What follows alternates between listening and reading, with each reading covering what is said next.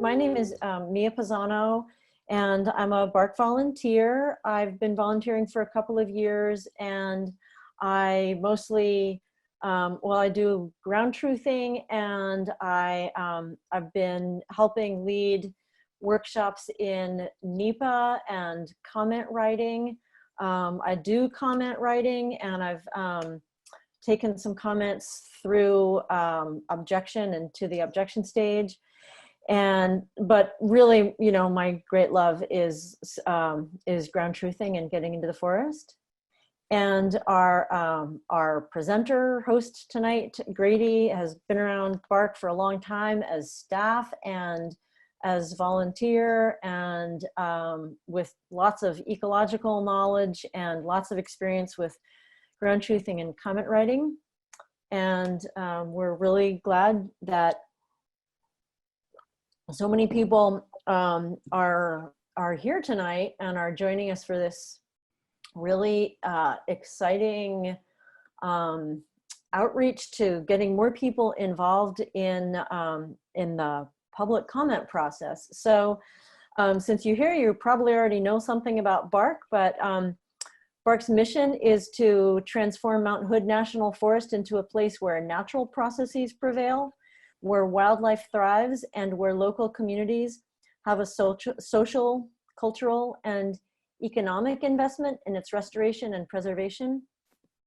Since 1999, BARC has organized people from communities around Mount Hood National Forest to keep watch over the ecological conditions of the forest and the actions of the federal agency tasked with managing these public lands, the Forest Service.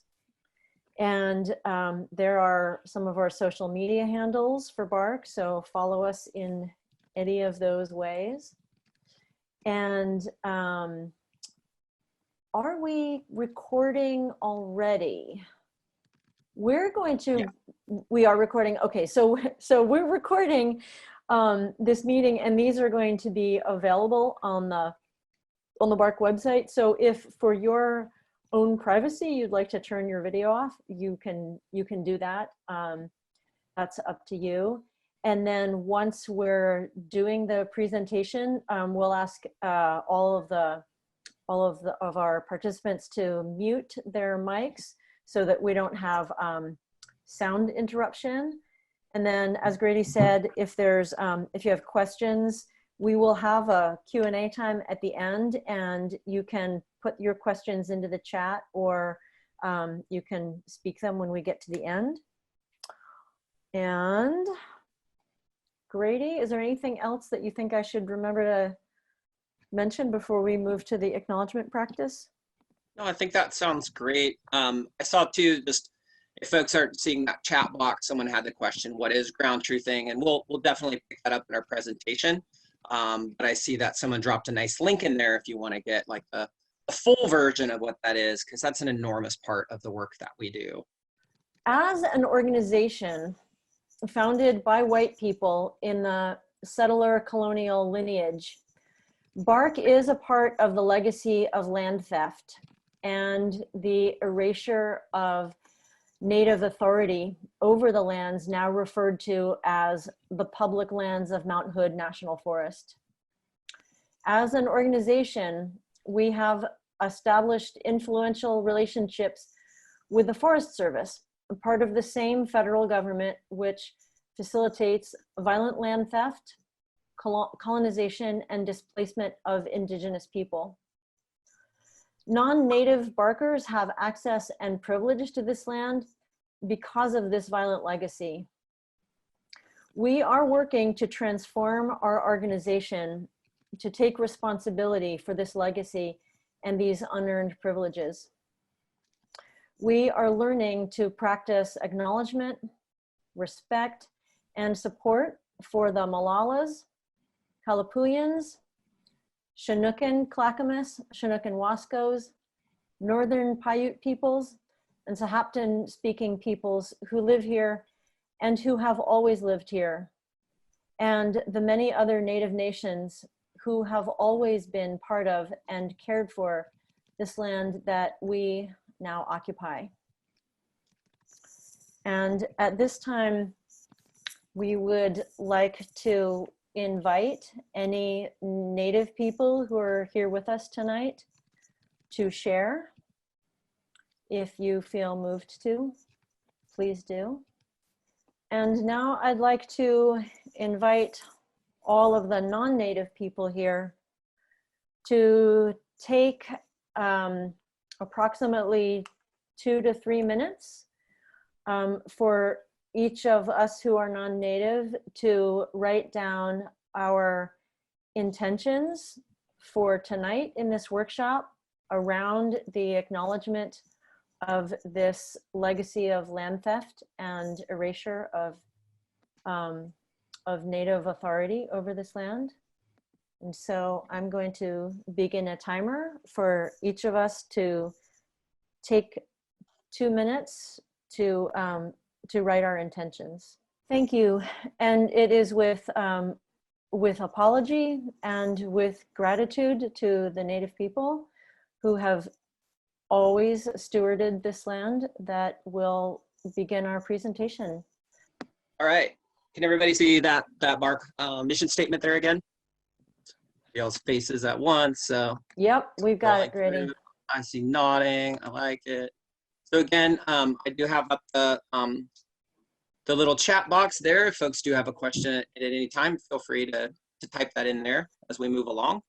I've been doing this for quite some time, so sometimes I get a little stuck in the lingo, and I do want to make sure that we're all in an understanding of what is shared. So do stop me at any moment there. And then if you wouldn't mind, if you do see a message come through and I'm caught up jabbering about whatever, just if you wouldn't mind just sharing that, I would appreciate that. So today we're talking about timber sale. It's the Zigzag timber sale, and we're talking about stopping this timber sale. This is an enormous sale, 2,700 acres in the Zigzag Ranger District. And so we're going to go through a little bit of backstory around it and talk about what brings us here today and what we as a community can do to participate in land management in Mount Hood National Forest. And so it starts here with a little legal term here we call the National Environmental Policy Act. And shorthand, you'll probably hear it periodically, I'll use the word NEPA. And this came into law in 1970. And this established the framework and the way that we could participate in this public process. So NEPA is intended to support environmental protection. And what it does is it outlines this process that we are going to go through, that when the agency is going to plan something like a timber sale, like we're going to be discussing today, there's a protocol. There are steps that they have to go through. And each way along those steps, there is a path. And there are things that we can do as a public to impact this or to have a say in how the agency proceeds. And so what the Forest Service, in this case, or any federal agency would need to do, is they need to describe what their purpose is with doing this. Or what we have here is the disclosure about the action. What are they gonna log? Why do they want to do it? They're supposed to create alternatives, right? So they'll say, like, if we log this amount of acres, it'll look like this, or if we proceed in this manner, it will look this way. Generally, what we see is what's known as the action alternative. We're going to do what we want. And the no action alternative, we will do nothing. And those are usually our two alternatives. And that's exactly what we have in the case of this timber sale as well.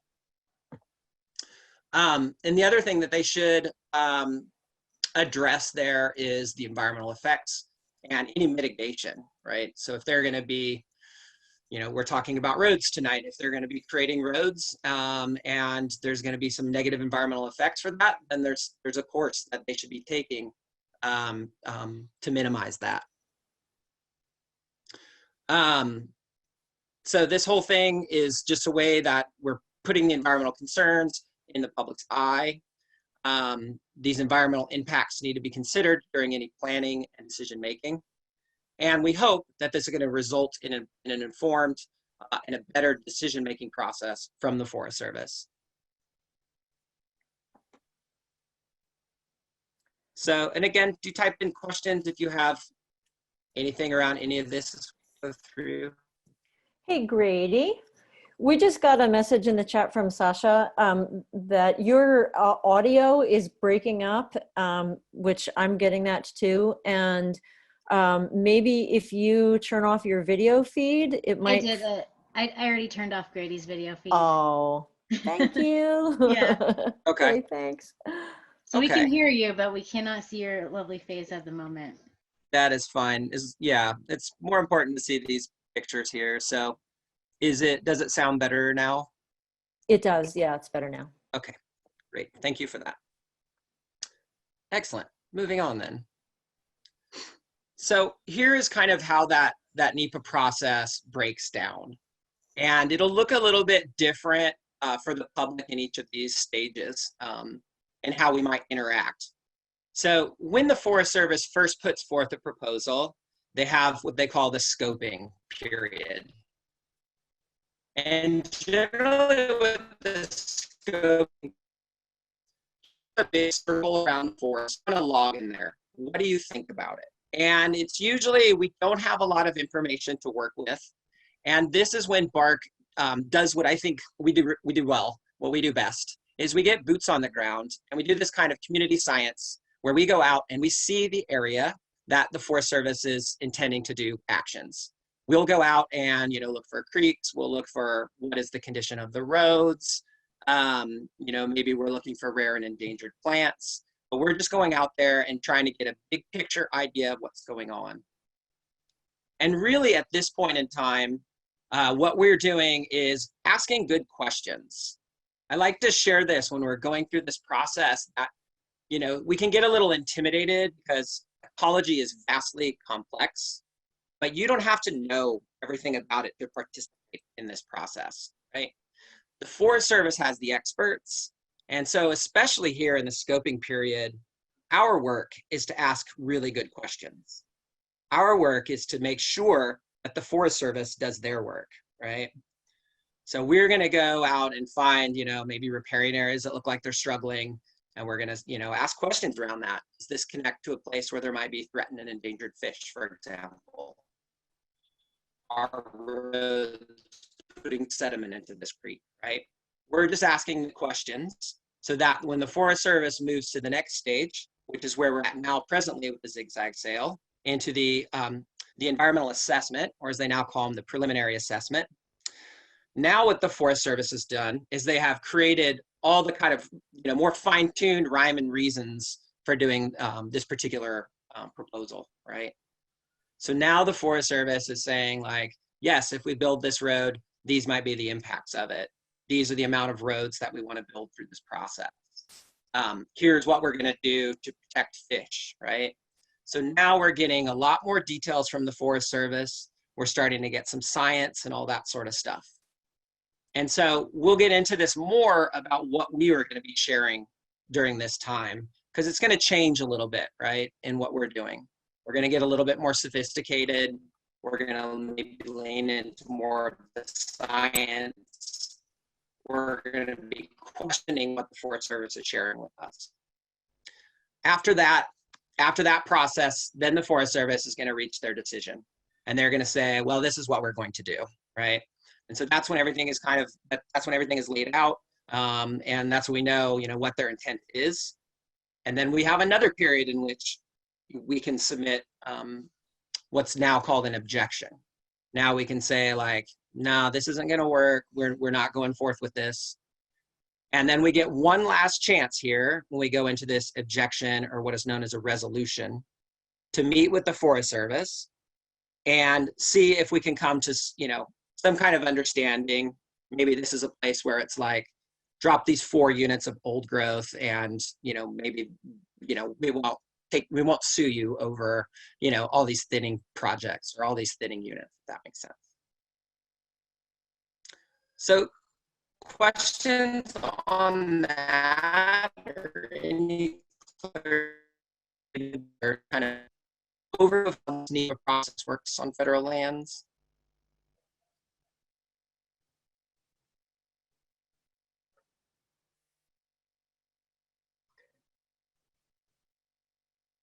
And if it's easier than typing, feel free to unmute yourself and share vocally. Mia, you're muted. Oh, I was, okay, I thought I was unmuted. Grady, I just asked if you would repeat your last sentence, because you broke up there when you were saying, does anyone have any, I think you said questions? Yep, that was it. Or just any clarifications, or, you know, just checking in to make sure we're all tracking what's happening here and this kind of timeline's making sense.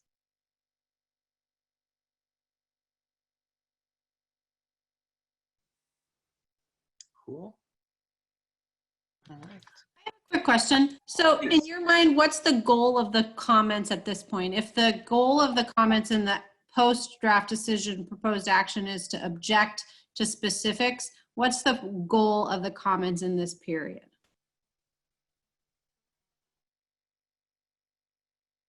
Yeah, we're really going to vary timber sale to timber sale. You know, and so for me personally, I think this project just straight up sucks, and it's in an area where I feel like recreation and is just a much greater priority here. And so I think that this timber sale should just straight up go away. As we're going to see, this timber sale directly abuts Trillium Lake, for example. And is up near Top Spur, Ramona Falls, a lot of places that people go and utilize the forest. And, you know, these are places, you know, especially now here in COVID, where people really need that connection more than ever. And to be up there, like logging in the near future is just, it feels really unacceptable to me. There hasn't been logging in the Zigzag District for, I think, 20 years now. So it's a little sad to see it coming up. Just seeing these proposals in this moment.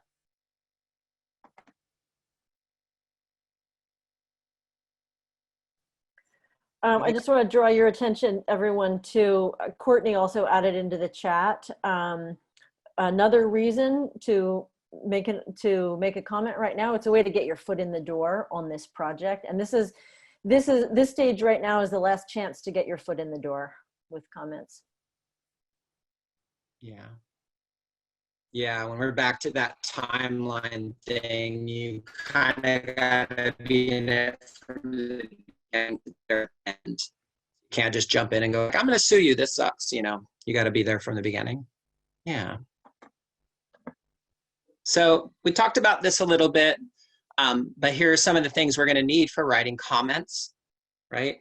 So a lot of this is, you know, facts from the ground. And again, that's that thing, ground truthing that BARC does so well.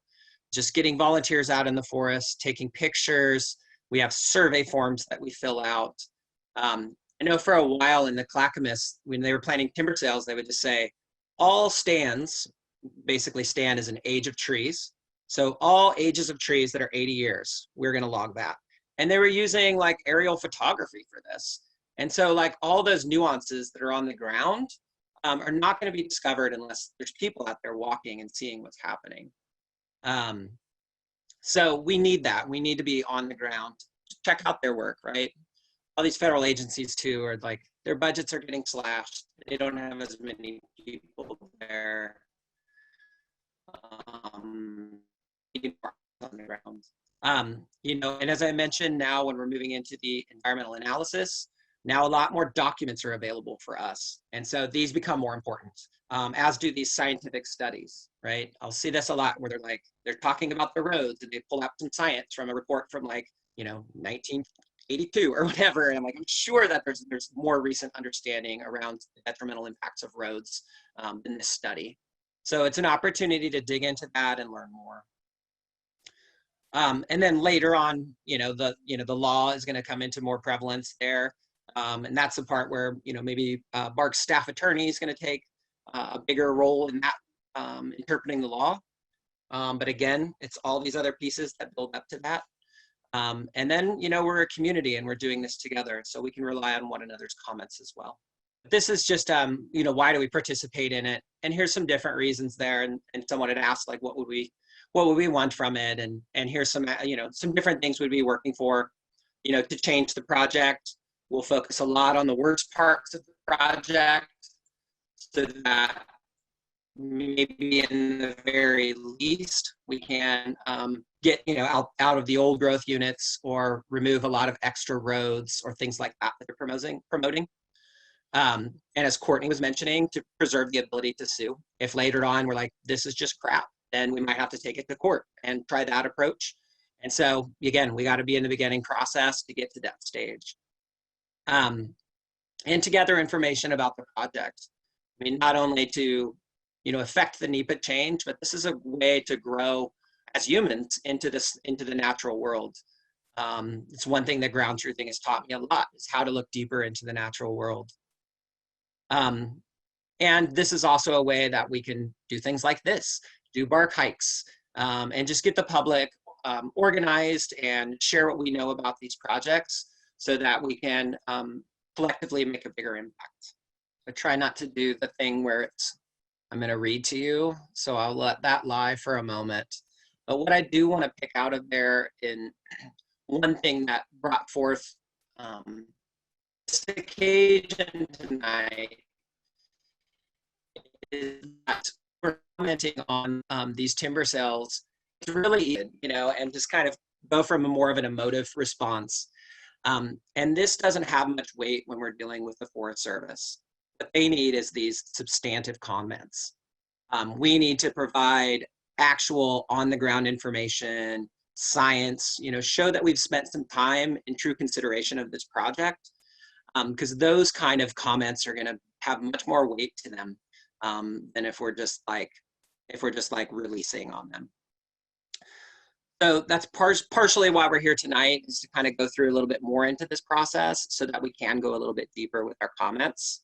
And as we'll see tonight, we're going to go about roads, but in the future, there's going to be another occasion on recreation, aquatics, and then another big picture night too.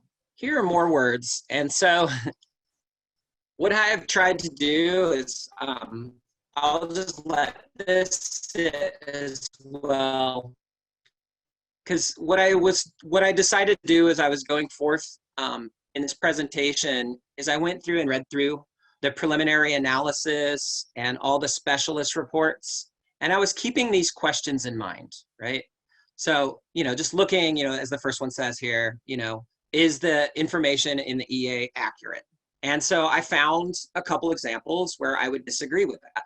And so we'll see here in a little bit, after we get a little backstory of roads and a little bit more about this project. And we'll revisit each of these questions, and we'll drop some things in there that I discovered that maybe will give us a pause and we can have a conversation around those. But these are some of the things that we're going to be considering. So you can just keep these in the back of your mind. This is a really great list as you're reading the analysis to go, well, this doesn't sit right with me, and in which of these categories is going to fall. It'll be a useful tool to help you organize your thoughts. Anybody know where this picture was taken?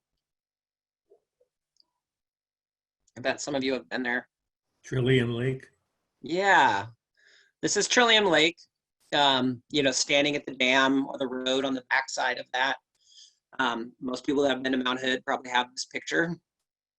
And as I mentioned, the Zigzag timber sale is going to log right up against Trillium Lake. If you walk along the backside or along the west side of that, of Trillium Lake, you'll be on Still Creek Road. Directly opposite Still Creek Road is one of the units, and a unit is a fancy word for an area they're going to log. There's a place they're going to log directly adjacent to that. And so, this is going to be, there's going to be a summer where folks are out there swimming and fishing and whatnot, and there's going to be logging trucks on the opposite side of the road and chainsaws a whirl and all that good stuff. There's also another unit just outside on the right side of this picture frame, just opposite of the road where you turn in to go into the camping area. And I'll throw up some maps here for a second so we can see a little bit more around that. But here's just a few little tidbits about the sale itself. The planning area is 16,000 acres. So this is the whole area that they're looking at. What they're logging within that isn't all of that. And it's divided into two larger sections. And one is known as Horseshoe. And if you've ever drove up Lolo Pass, or if you've been to like Ramona Falls or the Top Spur Trail, Lost Creek is up this way. This is all around the Horseshoe part of the sail. And as mentioned, the other portion is known as Mud Creek. And these are units that are all around Trillium Lake and just to the south of Trillium Lake. In total, there's 2,700 acres. And that's a lot. That's 4 square miles of forest. It's like a small town, right? So this is a considerable amount of forest that they're looking at logging. And it's not like a contiguous thing. They're little parcels, as we'll see here in just a minute. There are threatened fish that live in above in these units on some very steep slopes. So this is something we will come back to as we talk about roads. And as I mentioned earlier, there's been no logging in the Zigzag District for nearly 20 years now. This was before just set aside as a recreational area. Because if you explored all the area between Horseshoe and Mud Creek, it would be ski resort after ski resort, trailhead after trailhead. It's kind of surprising to me to see the Forest Service in looking at this area again. And this last one, I'm gonna have to explain a little bit. But this area adds over 10 miles of roads. And I'll leave it at that for now. We'll get into that a little more.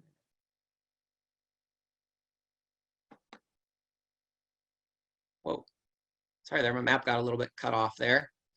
But here you can see at the top, this is the Mud Creek portion of the timber sale, or the proposal, I should say. And you can see there, Unit 182 is right on Still Creek Road, you know, right adjacent to Trillium Lake. And then there's Unit 102 that's just opposite. That's the main entryway into the campground. And yeah, there's a lot of units there that are just south of the area, but you know, all that traffic's going to be coming up the same road that folks are taking to get into Trillium Lake.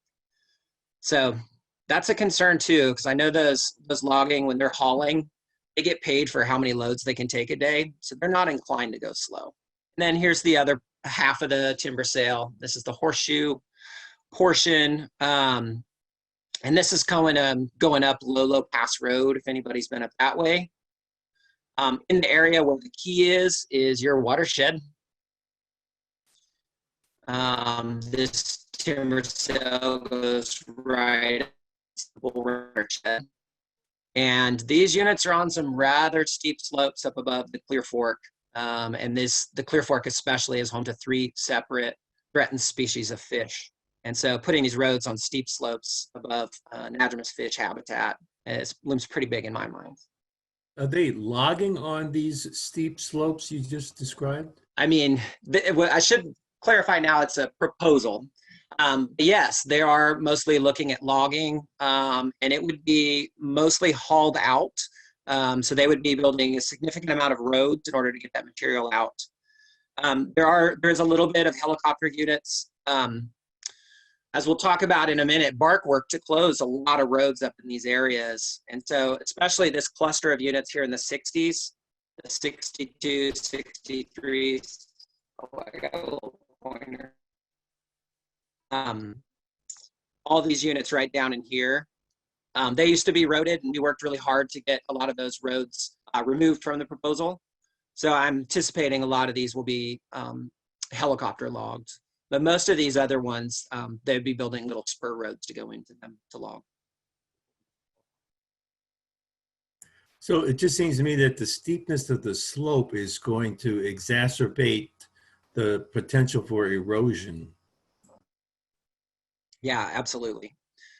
Especially with all the new roads that are going to be built up there. This area has been identified as, you know, there's been some talk about the stability geologically, as well as just being on really steep slopes, again, above the Clear Fork and the Sandy River. And so these are home to some 3 different species of threatened fish. And so that's a major concern. So yeah, you're spot on. putting roads on steep slopes above waterways is generally not a good idea.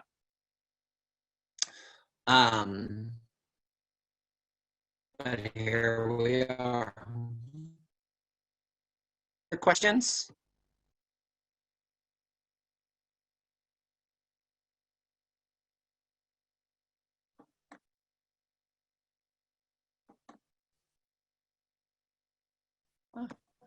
Yeah, do you guys ever work with Dogami to look at earthquake maps on the steep slopes and see how those will affect timber areas and how that might be exacerbated by road?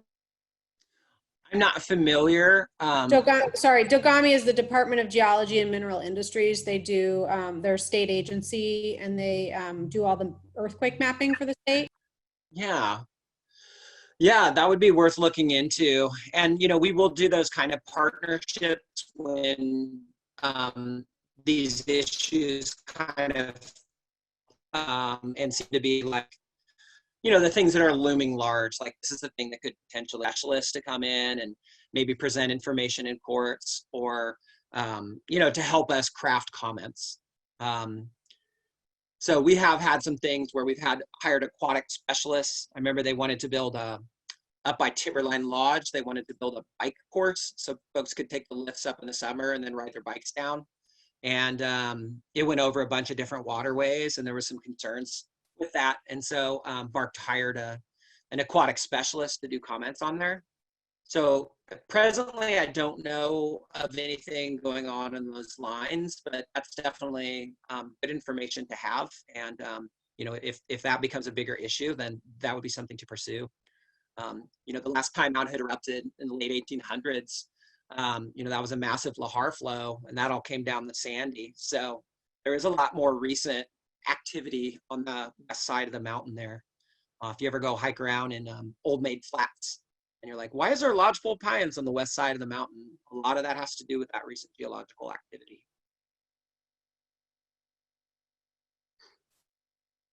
Anything else?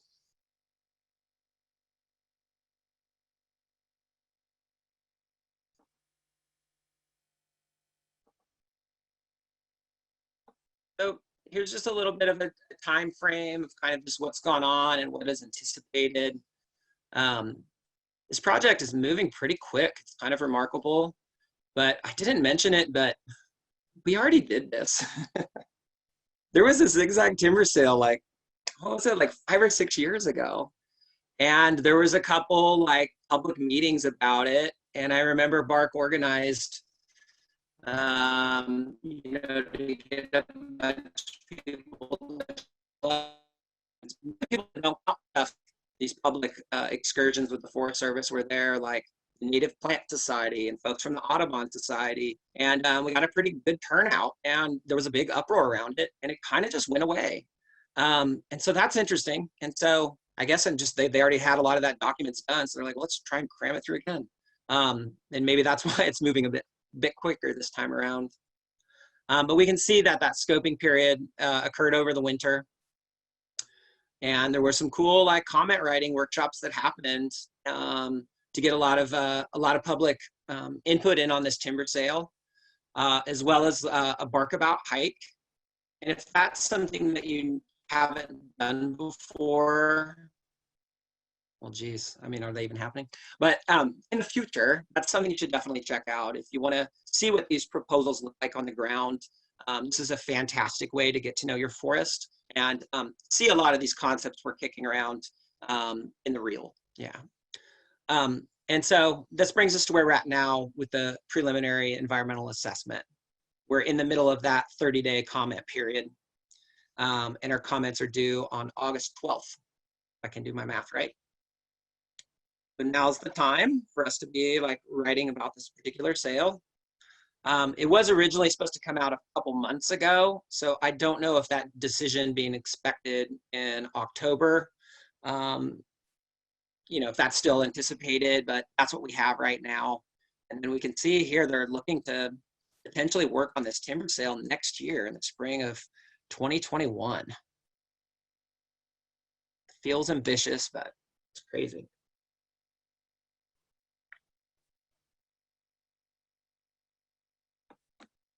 there's a little bit about the sale itself. And of course, there's lots more information on the Forest Service website if you go under projects.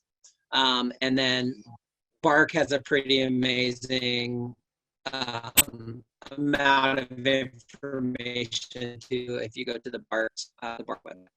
There's a magical sound that just happened. So what's the problem with roads? Anybody want to shout out some ideas why roads might not be a good idea to be putting on the mountain? Water doesn't penetrate the road. Yep, we can see that here in this picture, right?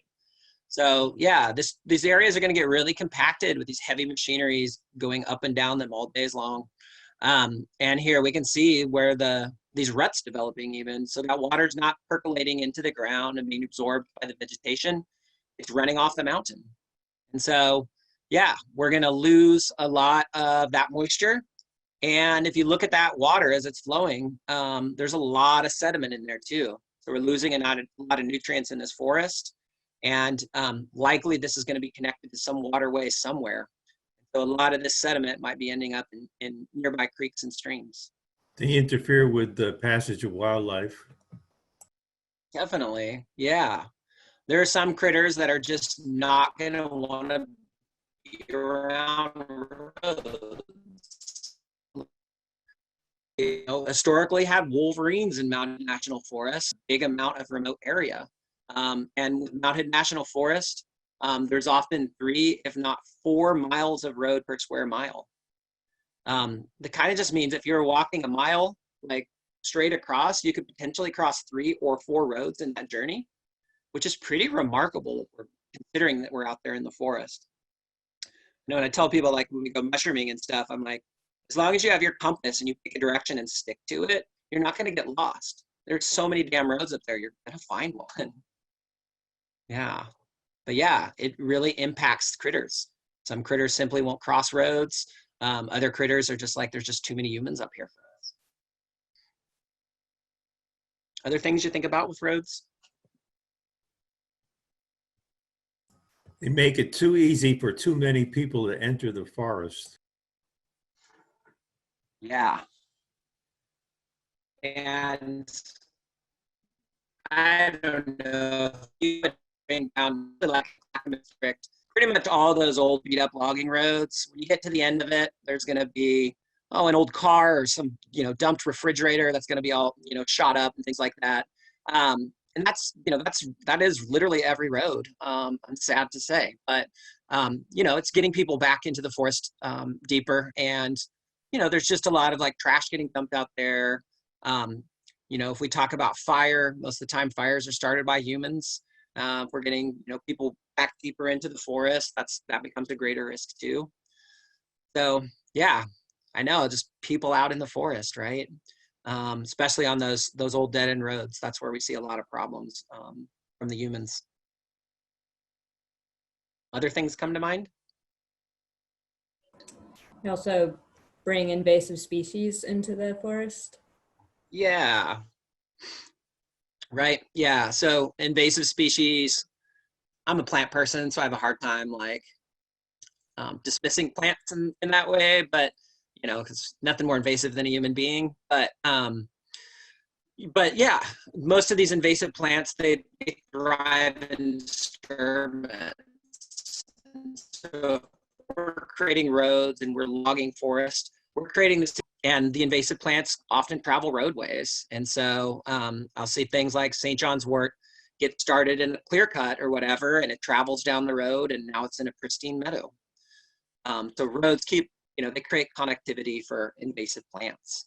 Well, one thing that I'll add is that when we look at the table of the roads that they're planning to build, and we see the ones that are labeled as temporary roads, that does not mean that when it's done, they bring out their road eraser and erase the road, and then it's not a road anymore. A temporary road basically means a road that they put there and then don't maintain. And they might either actively or passively decommission it, but it's then forever known as having once been a road. And when it was once a road, then anytime that they decide they need a road there again, they're like, oh, look, we already have a road here. So a temporary road it's not really temporary. Yeah. Yeah, we'll see some pictures of that in a bit, but yeah, these roads get so compacted that they don't go away. And so there's oftentimes, they'll do like a 60-year rotation, right? They'll build a road to log an area, and 60 years later, the road is still present. So yeah, they might call it a temporary road because it fits some political purpose for them. But yeah, as Mia is sharing, there's nothing temporary about them. Yeah. The other thing that I will add is I know a lot of times people will share like, well, we can't close roads because it's going to prevent access. We're not going to be able to get to that fishing spot or whatever. But I know a lot of times, because we try to, Mount Hood has such an enormous road system that are up there, and they have a hard time keeping up with them. And so there's a lot of roads that are just in disrepair. I know for many years I wasn't able to get up to the Burnt Lake Trailhead just because that road was in such bad shape. Of course they'll make those roads amazingly perfect for those logging trucks, but they were not using any of those funds to get folks to good recreational spots. And so, sometimes if we can close roads, we can actually make it so the public can get to the places that they want to go to, just because the Forest Service will have a more manageable road network that they can deal with, right? And that's just not the situation right now.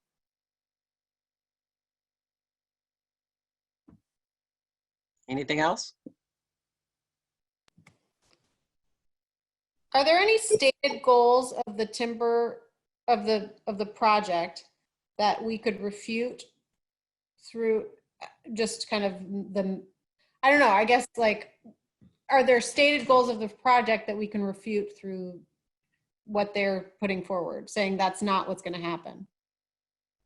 Yes, and that's, exactly what we'll get through now. Tonight, we're going to be focusing on roads, but I'm going to show you all some pictures of some stuff that we've been finding on the ground, as well as just stuff that we've been reading in the documents that illustrate that, because that's exactly what, that's exactly what we're doing now with the preliminary analysis, is trying to find those things, right?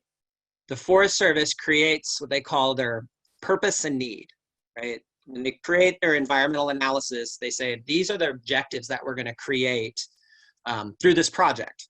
And so those are the things that we're going to use. Those are the metric that we're going to use to see. And so that's what we're going to be honing in on to try and find those things. So yeah, great question. And so there now, does anybody else has anything else they want to share?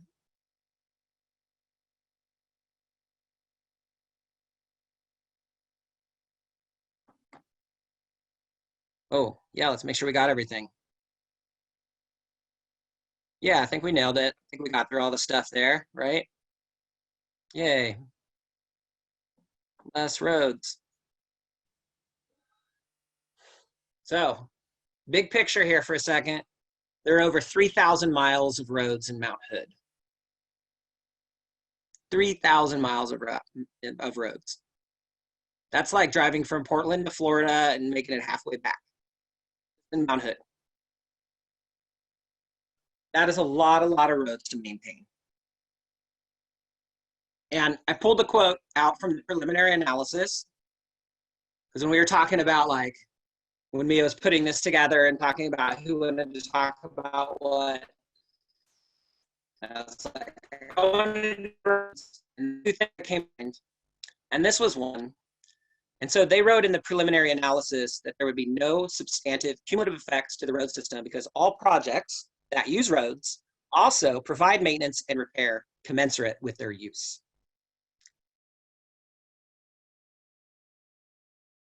With the Forest Service, how timber sales happen in national forests.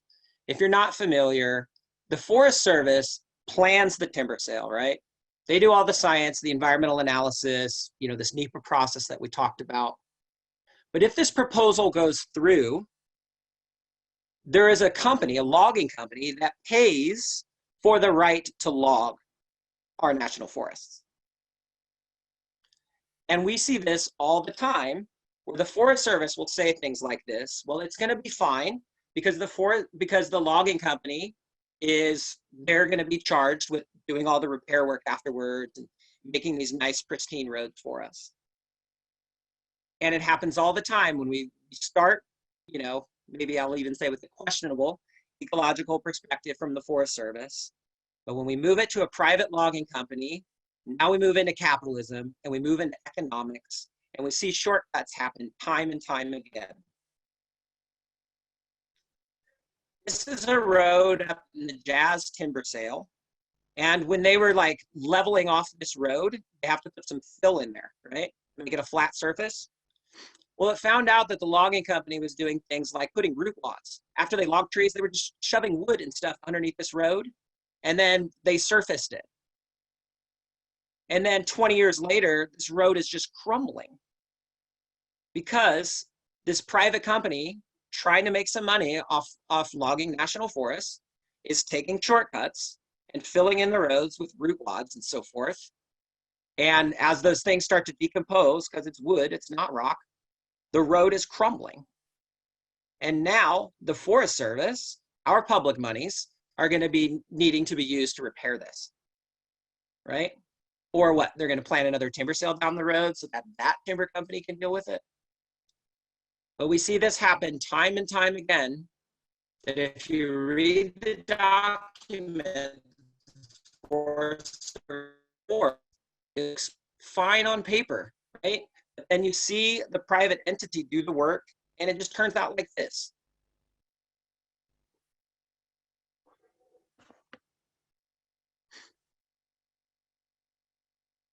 So that makes me mad. Oops. And this makes me mad. This really gets me. In 2010, I think maybe in 2008 it started, there were they were called increment projects. And I think this was about the time that I was on staff there, and we were trying to get roads closed in Mount Hood National Forest. And there were all these increments, and basically an increment was just looking at an area. So increment 2 was looking at the Zigzag watershed. And the Forest Service knew they had too many roads that were up there, right? They knew these were on some steep slopes. They knew they had anadromous fish in there, threatened anadromous fish, and that wasn't adding up to anything good. Having all these roads they couldn't maintain, we're getting sediments and habitat, too much sediment in the waterways, right? So BARC worked to close 50 miles of roads in the Zigzag area, even helped secure congressional funding so that the Forest Service had the resources to close these roads. We even sent volunteers out there to go, I got to spend a day out there sticking alders in an old road bed after they had tilled it up. And now, here we are, 10 years later, and some of these, as Mia was talking about, some of these temporary roads that they're rebuilding, they're going to build a road that doesn't exist, right? They're going to build a road on what they call an existing alignment. Basically, they're going to rebuild roads that we got closed. 50 miles have been closed, and now they're building, it's almost 10 miles of temporary roads, and many of these are on the templates of these roads that we had closed. And there's an environmental analysis showing in great detail the landscape. And here we are. Can I clarify what you just said? So what you're saying is, in the proposal, there are at least 10 miles of roads that are identified in the proposal as existing temporary roads, but have actually been paid for by congressional funding to be decommissioned. So they're undoing the work of the congressional funding of decommissioning. Is that accurate? Yes, but the roads have already been decommissioned, right? Many Right. of these So roads, they paid for them to be made, they paid for them to be decommissioned, and now they're proposing to pay for them to be remade. yes, that's right. But then supposedly the timber company in the end will like re-decommission them. But, as Mia has pointed out, we call them temporary roads, but I think of them as roads in storage, right? They're just basically tucking them aside so that they can use them when needed. But oftentimes when they do their analysis, they're only supposed to have so many miles of road per square mile, right?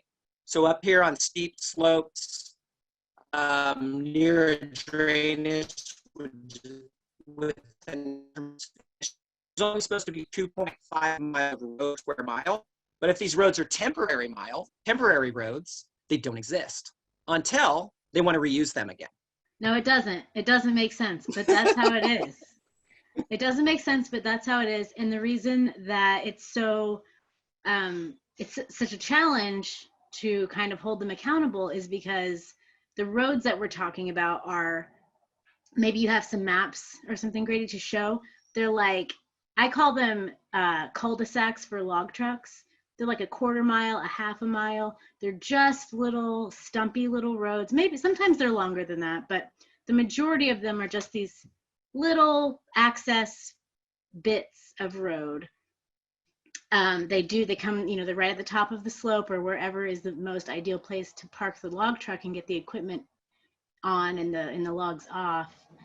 And so in order to go back and recover those areas, it's it's very tedious work.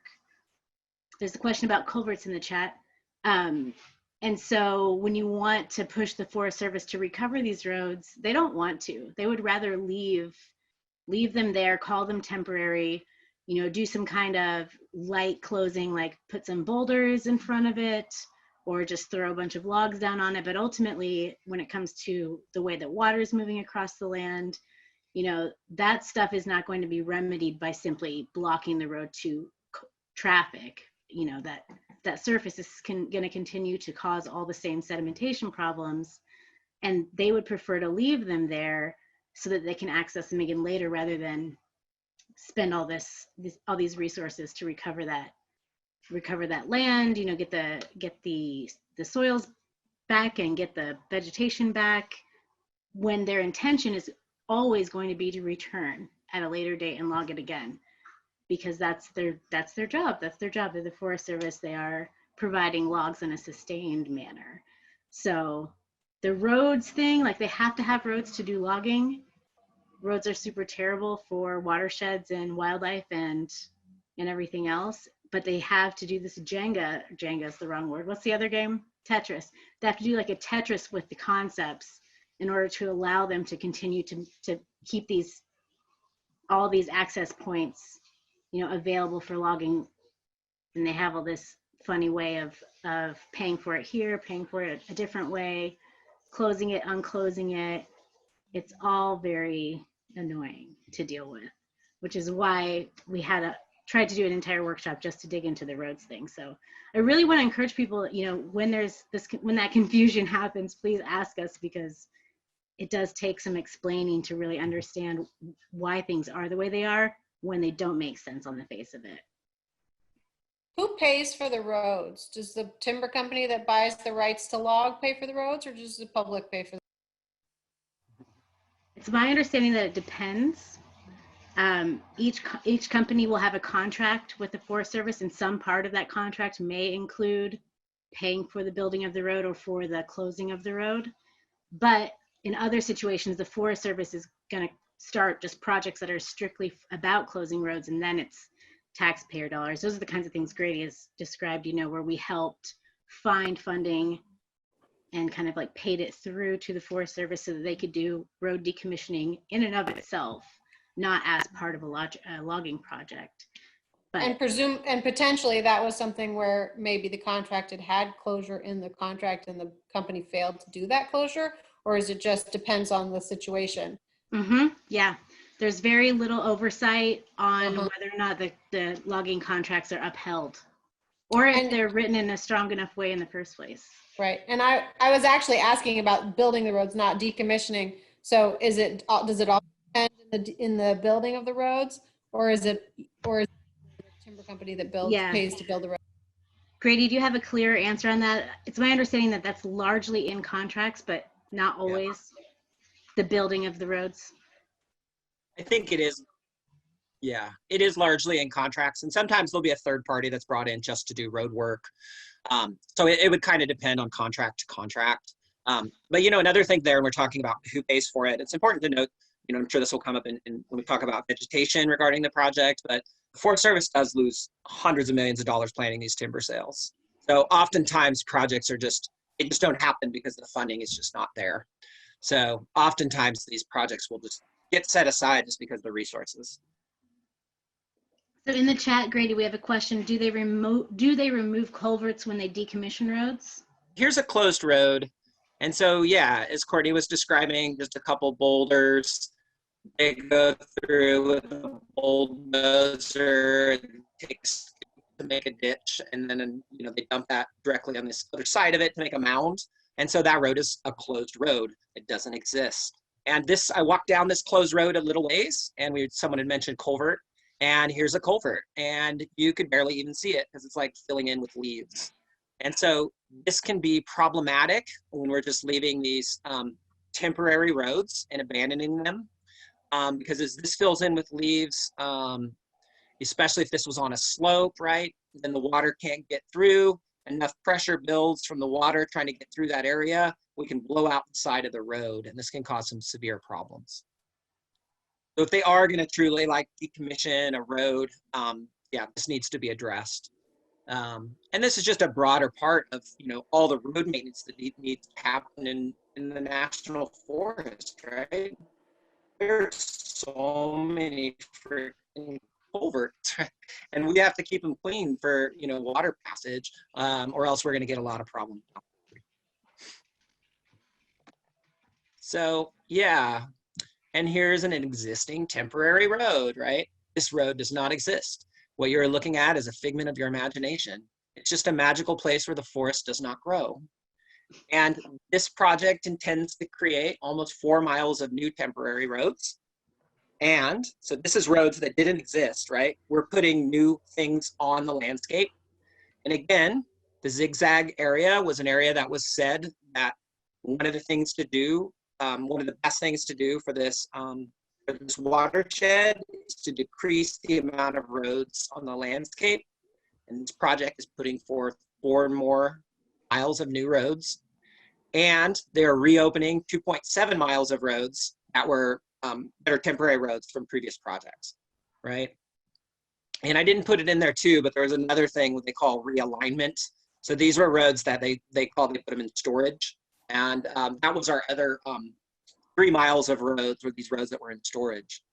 And there was a really cool chart that they have on the Mount Hood National Forest website, but I wasn't able to put it up because I couldn't get to the link on the Jazz site this evening. They must be doing some work in there or something like that. So sorry, I wasn't able to grab that chart because it would have that other,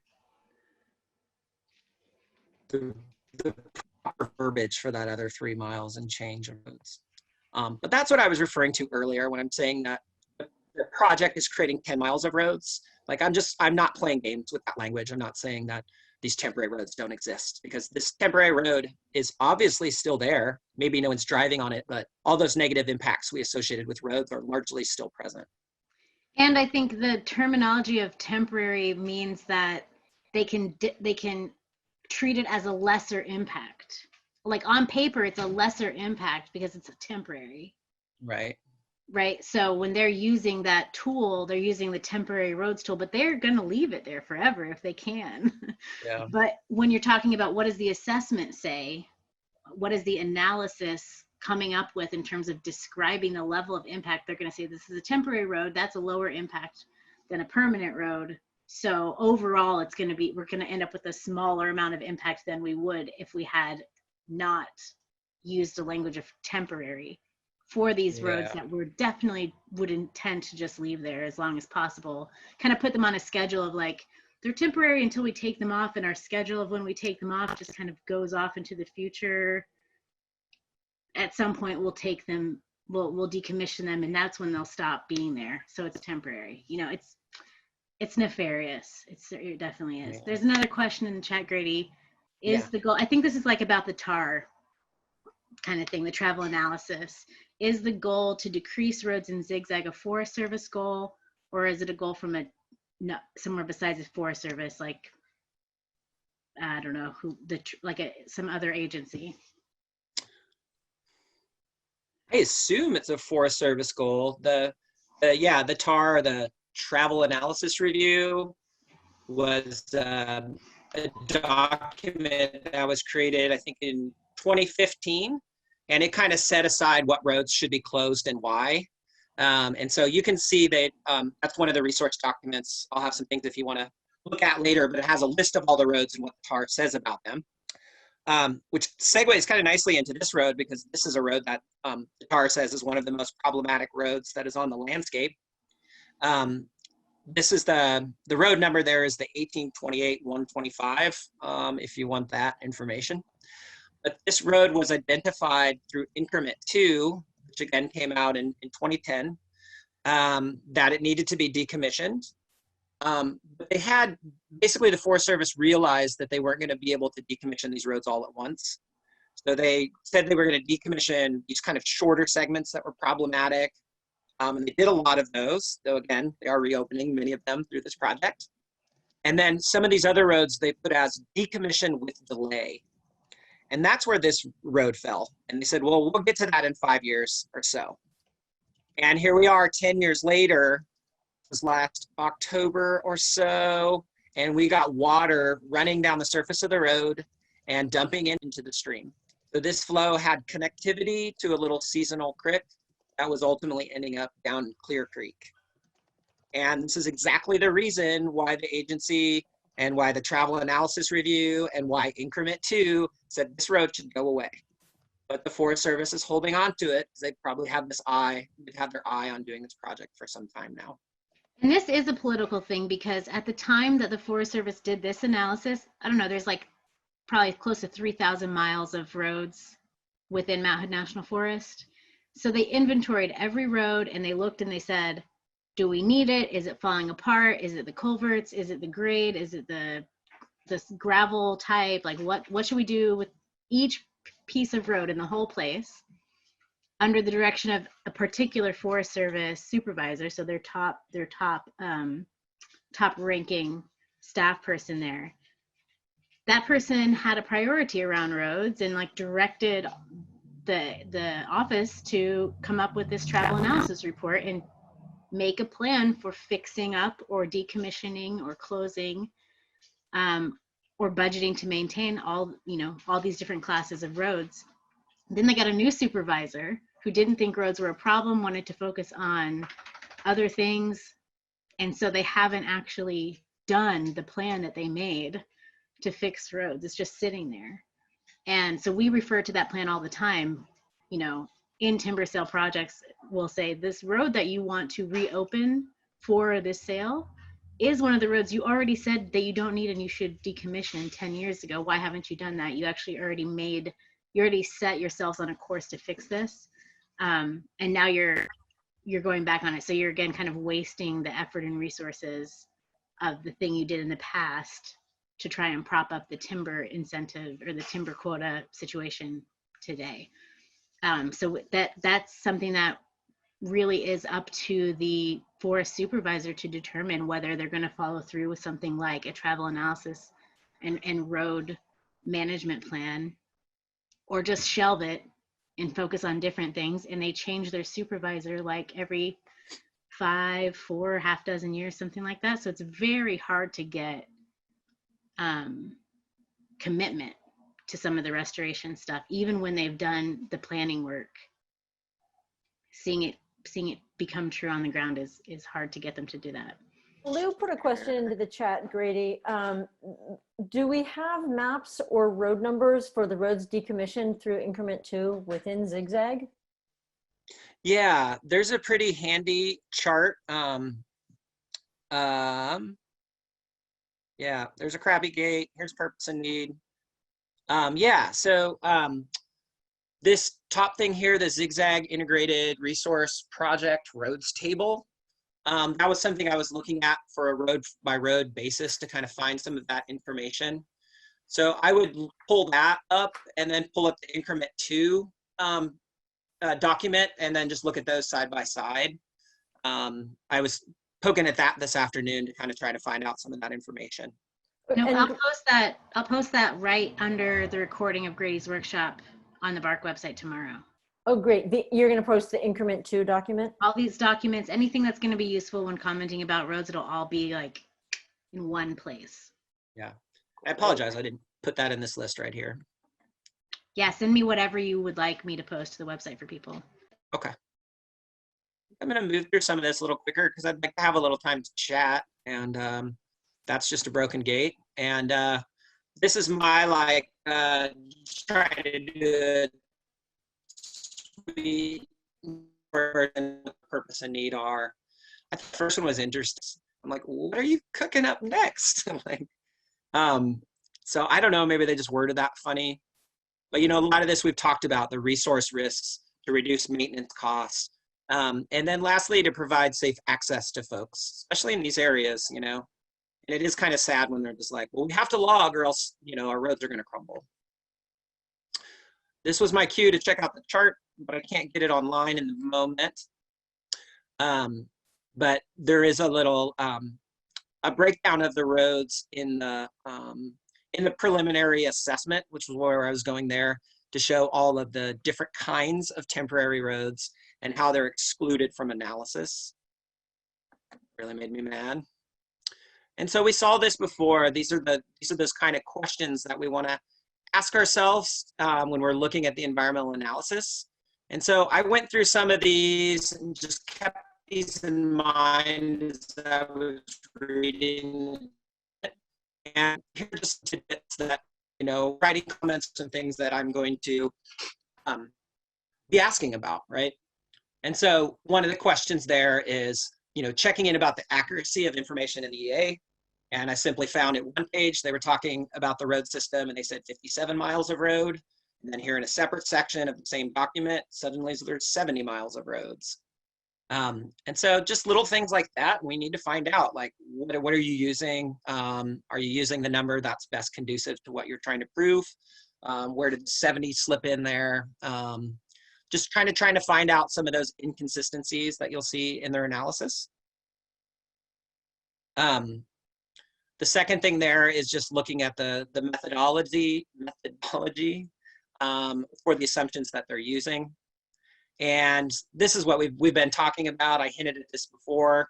Didn't have the time to really flesh this out, but this was a project that I was working on with my latter years of BARC, where we were actually looking at timber sales after they were logged, and we were doing monitoring to see if if the logging company was doing all these mitigation and restoration work after the project. And so we found a host of instances where that wasn't being followed through with. And so that would be an interesting thing to do if I could get into the BARC office and look through those BMP monitoring documents and pull out all the stuff related to roads, where roads were not getting closed, or you know, they weren't putting, they weren't removing culverts, things like that, just to show time and time again that these logging companies are not following through and that the Forest Service is not enforcing it. So, you know, another thing that we can try and help with is, like, you know, they'll say all these needs of the preliminary analysis, and see if we can come up with creative ways to potentially, like, address the things that they're bringing forth. Like, they're talking about, like, how we have to log to fund the roads. You should really check in on the recreation thing, because it's sad how much money goes to recreation and that all our campgrounds are privatized. There's a lot of revenue that could be utilized for other things. And as mentioned, the timber sales loses millions of dollars every year. So is there other thing like recreation based that we could use to fund roads to get to the places that people want to get to? Most of us don't really give a shit if that logging company can get their truck up some random 4-digit road in the middle of nowhere. We want to be able to get to, you know, the Lost Spur trailhead, right? So, you know, are there other creative ways that we can get those funding needs met? Just kind of something that I was just trying to allude to there. And I resurrected this. This was something that Brenna brought up in scoping comments, was that can they develop an alternative that excludes building new temporary roads in the Horseshoe area? There's a really sad explanation from the timber sale planner, Jim Roden, least favorite person. Also had a terrible nightmare about him last night. And he explains his take on temporary roads in that they are just something that they use for contractors. If we have time, I pulled up the full quote. It's my very last thing in here. It really, I think that's why he got to me in my dream state. But yeah, I'm not buying this temporary road thing. It has an impact, and it needs to be analyzed. So a lot of this we've also talked about, right? That the Forest Service created this travel analysis review as a guiding document to assess the roads that are on there. And here's an example of a road that, according to that analysis review, should not exist. And the project is going to reopen the road, but not just to get logging trucks in. They're going to maintain this road in an open state after the sale. So this is even beyond the whole temporary roads don't actually exist thing that the Forest Service tries to project. This is them legit saying, like, we are adding some roads onto the forest, and we're going to maintain these roads in an open state. Can I just add one? Can I add a thing here? Please. Like, roads are one of the least familiar issues when it comes to environmental, protection work like we're doing. And when you're reading these documents and it says road density, this, that, and the other, you can make a comment that says, please clarify what your goals around road density for this project are.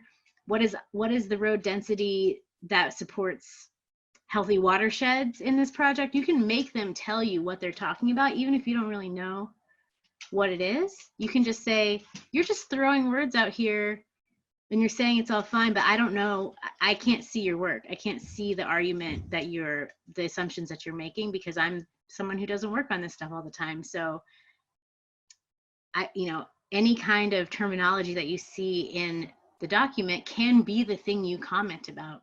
You just have to frame your question in a way that's like, please explain this further, show me the data, something kind of like a technical question about something that you're really just asking for an explanation. And that should be part of what they disclose. And there are goals around road density. Like, we know that if you have like a 1 square mile, and it's got 4 miles worth of roads zigzagging through it, that's really bad for water and for wildlife and for people trashing everything. So what do we want? We want it to be below 1/2 mile of road per square mile. You could just ask them to do that. Can you please try to convert the project area to a less than 1/2 mile of road per square mile? That's what I would like. Tell me how you would do that, or tell me why you can't do that. That could be the way that you frame a comment. And it's really just to get them to be more transparent about what their intentions are, and to kind of dig through the way that they just describe everything as if it's all just copacetic and we're just going about our business and nothing's good or bad one way or the other. It's just, nothing to see here kind of rationale. And that can be fun too, just like making up. I have a philosophy background, so I like making up questions that really people really struggle with. Which turns out it's kind of useful in my line of work nowadays. That's awesome. Well, I skipped a couple slides because I did want to make sure that we have some time for questions. And I did pull up the quote there from the preliminary analysis of explanation of what a temporary road is and about it all. But he's claiming that it's just a contractual term. So this is just something they're using to talk to logging companies, I guess. It doesn't affect you at all. And so I guess since technically the public is not supposed to use these, they have no environmental effects. Logging trucks don't affect them in the same ways or something. And it even says in here that, he's not trying to say that they don't have a negative environmental impact and that we will use them again. Like, all that stuff it's kind of in there. So I appreciate that honesty a little bit, but it's also really sad that these are not considered system roads, that we're not when we're looking at, as Courtney was describing, the amount of miles of road per square mile, like these aren't considered in the roads. They're being utilized and being stored and then utilized again.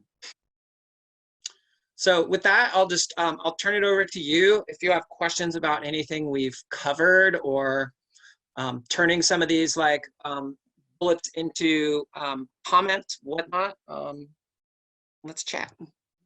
There's a question from Camilo that's a really, really broad and important question that we definitely want to talk about, and it's not specifically about roads. So if anyone has a specific question about writing your comments and about roads, let's put those out first. You can put it in the chat or unmute yourself and just start talking. And if not, then I'd like us to have some time for Camilo's question, but I'll wait to see if anybody has road specific questions. I don't know if this is road specific. It's road, I guess that's kind of my question is, we haven't really talked about any of the impacts of climate change on the Mount Hood National Forest, and whether the ways that they're proposing roads are going to exacerbate the impacts we expect from climate change on the forest and the wildlife. Yeah, so climate change is a whole area that we are really trying to get the Forest Service to engage with, and they're really not wanting to. And so on the 4th, Brenna Bell, the staff attorney, is doing one of these workshops specifically on addressing the issues of climate in comments on this timber sale. And so I would encourage you to attend that. And Courtney or Grady, if you have anything else to add to that. It's interesting to think about like the intersection, pun intended, of road impact and climate impact in a project. And that would probably make their heads explode if they actually tried to engage with that question, which is why they're going to try to not engage with it. The thing is, what they want is to, when they do their environmental analysis, the goal is to not make people angry, to not rile up the public. So they want the answer to be, this is not going to have a significant impact on the environment. That's what they want the answer to be, so that that will be the public descriptor of the project. The best way to do that is to compartmentalize everything. Things don't intersect, nothing's related, nothing multiplies or compounds on each other. The presence of roads plus the presence of climate change with greater flood events, we're not going to let those multiply each other. We're going to analyze them separately. And so climate change being like the mother of all multipliers, right? They're trying so hard to avoid it because it's going to compound there's no way to isolate climate change and compartmentalize it. It's going to impact, roads are going to be impacted by climate, water is going to be impacted, wildlife, recreation, everything.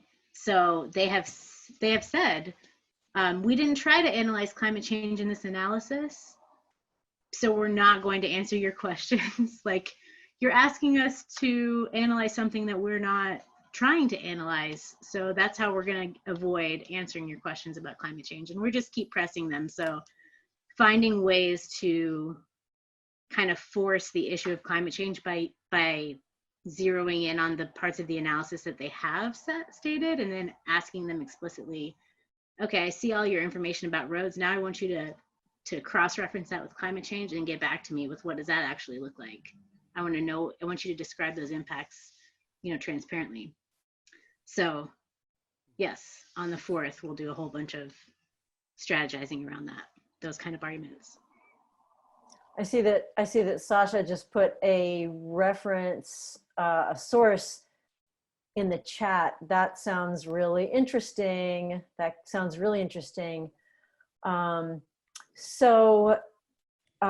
Camilo's question, big picture question, was, have there been any effort to initiate legislation to change the timber function of national forests?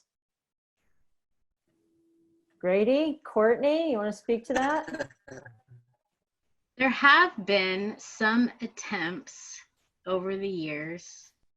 None of them have gone very far. The last time I think there was actually a bill was, it was around this thing called the Forest Carbon Alliance, I think was the name. It was a national kind of coalition. It was probably 10 years ago that they started.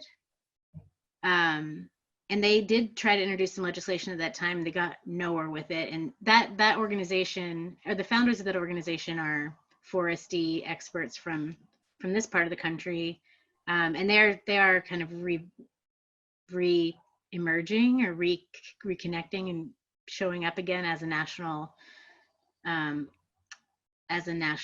coalition. But one of the issues is there hasn't been effort at the national level. It's all been at the local level. So for bark, the answer to that question is in the forest management plan itself, which each national forest has its own management plan. And the local staff are the ones who write and implement that. So we have a more direct line on getting our national forests individual plan updated to move that timber function or deprioritize it. We have a better chance of doing that in some ways than we do of introducing legislation, because that's going to be like USDA Forest Service as a whole versus Mount Hood in particular. So it's a couple of minutes past 8:30, and I want to, let's see, I'm going to share BARC's upcoming events page for all of the workshops we have coming up. Lou is going to be next Wednesday taking us through vegetation management. I'm going to do an overview of some of the really, try to do a little bit of a grab bag and focus in on some of the really juicy and spicy bits. Courtney is going to talk about recreation impacts. Brenna is going to do climate. So you can, collect the whole package and join us for other nights. I really appreciate everyone being here. We got great questions, and Grady, thank you so much for showing us some really gruesome pictures of roads. You did a great job of showing that, like, what we don't want. It's right there. And all of the attendees, everyone is going to receive a follow-up email with all of the resources that have been referenced here, everything that's been put in the chat, all of the documents that we're referring to. You're really going to have access to all the information you could want and much, much more. So thank you all very much for joining us and for participating. And I think, there was one more thing, which was that in the beginning, when we did the acknowledgement practice, there was someone who wanted to share their intention, but I missed seeing it in the chat until after we had already started. And so if you would like to share that now, I would invite that and welcome you to unmute yourself and share that. Okay, that was me, Camilo. My intention is to understand how settler colonialism has caused an influence through the centuries to impact, shape, and deform contemporary social relations. Thank you, everyone, for joining us. Really appreciate your participation. Grady, you have any last bits you want to share with us? I'm going to turn Grady's camera back on so we can see one more time. No. Okay. No, I think that's all I got. I mean, yeah, I don't like roads very much, especially when they're just on the mountain, just falling apart. So yeah, I'm really excited for this series. I hope this was helpful for y'all, and I'm excited to check out some of the other conversations around the sale. I think, like, together this can make a pretty informed approach to working with this process and on public lands.